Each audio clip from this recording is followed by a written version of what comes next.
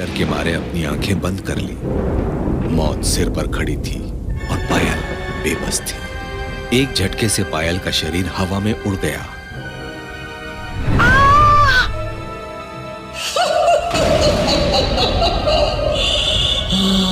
पायल का शरीर खंडहर में जा गिरा।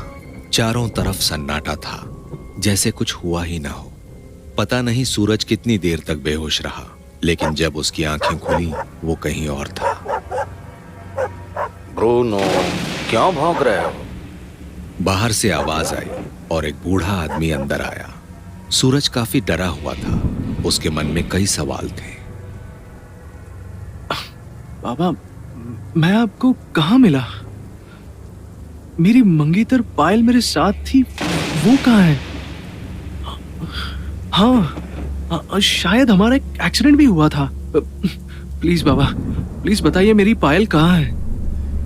अरे, तुम खंडहर के बाहर बेहोशी की हालत में पड़े थे।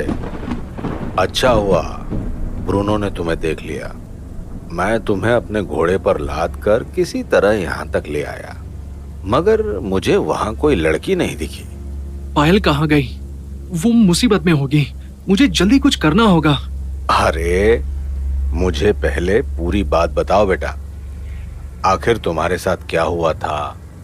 तुम उस खतरनाक जगह पर कैसे पहुंचे? सूरज ने पिछला सारा घटनाक्रम उसे सुनाया। बूढ़े ने अपना नाम जारको बताया। वहां से थोड़ी दूर पर एक छोटा सा गांव भी था, माधोपुर। बूढ़ा जारको वहीं का निवासी था। वो तंत्र मंत्र का अच्छा जानकार था। अपने घोड़े और कुत्ते के साथ वो काफी समय से इसी जंगल में रहता था। सूरज को जारको से उम्मीद जगी। उसने पायल को बचाने के लिए उससे मदद मांगी। हमें वहां जाने से पहले कुछ खास तैयारियां करनी होगी। किस तरह की तैयारियां? उस बला से टक्कर लेने की तैयारियां। वो इतनी शक्तिशाली है कि तुम सोच भी नहीं सकते। वर्षों से लोगों की मौत का सिलसिला चला आ रहा है। जो कोई भी उस रास्ते गया कभी जिंदा वापस नहीं आया। जारको उस चुड़ैल के बारे में काफी जानता है, मगर कैसे? पता नहीं पायल कहाँ और किस हाल में होगी।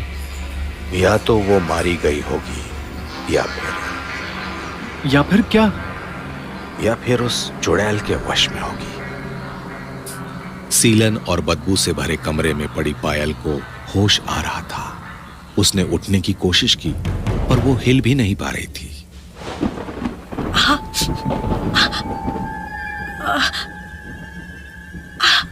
पायल को सीने पर पत्थर की तरह दबाव महसूस हो रहा था। वो सांस नहीं ले पा रही थी। उसे लग रहा था कि उसकी जान निकल जाएगी। उस वीराने अंधियारे में उसने देखने की कोशिश की, पर उस भयानक नजारे को देखने के बाद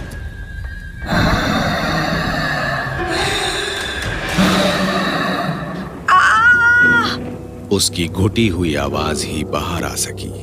सूरज और जारको के खंडहर पहुंचने तक शाम ढल चुकी थी। दोनों ने महल में प्रवेश किया। चलते चलते जारको अचानक से रुक गया।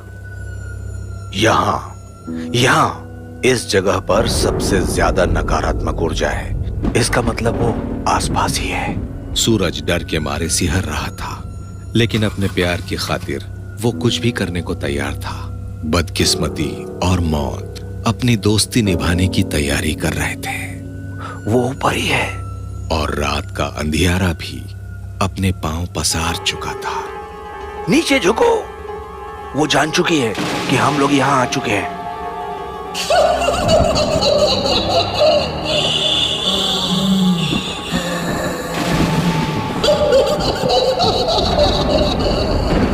ओम ऐं ह्रीं श्रीं महाभीम ओम ऐं ओम नमो भगवते महाबल पराक्रमाय महामारेश्वर रुद्रावतार ओम फट स्वाहा।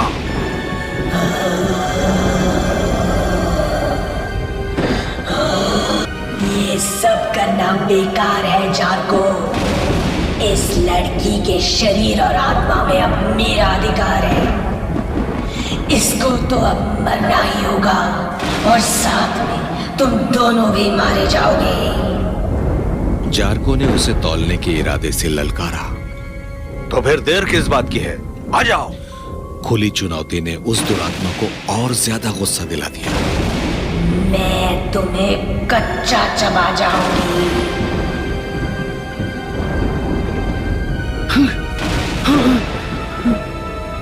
ये नहीं हो सकता, ये तो पायल है। सूरज ने अपने मोह में पड़कर पायल की ओर जाने की गलती कर दी।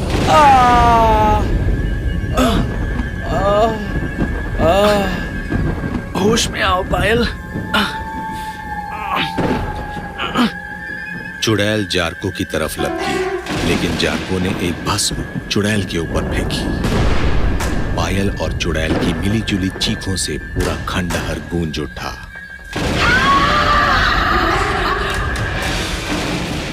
सूरज लंगड़ाते हुए जारको के पास आया। बाबा, पायल कहाँ है? वो कहाँ चली गई? वो यहीं कहीं है। वो दोबारा वापस आएगी। उसने पायल के शरीर पर भी कब्जा कर लिया है। अगर हम उसे खत्म करना चाहेंगे तो उसके साथ साथ पायल भी मारी जाएगी। नहीं बाबा, पायल को कुछ नहीं होना चाहिए। कोई तो रास्ता होगा जिससे हम पायल को बचा सके और उस चुड़ैल को खत्म कर सके। बेटा, जो आया है उसे जाना भी होगा। हम सिर्फ कोशिश कर सकते हैं, मगर एक रास्ता है, लेकिन वो इतना आसान नहीं है।